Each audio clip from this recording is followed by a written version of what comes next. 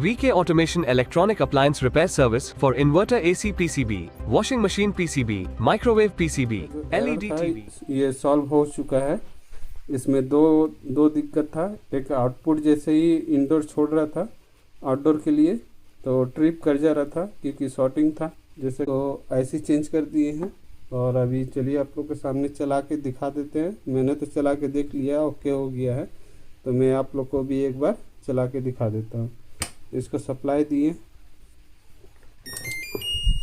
Remote ले लिए हैं और इसको स्टैंड बाय से रिलीज़ करेंगे। स्टैंड बाय से रिलीज़ कर दिए हैं। अब इसको देखिएगा,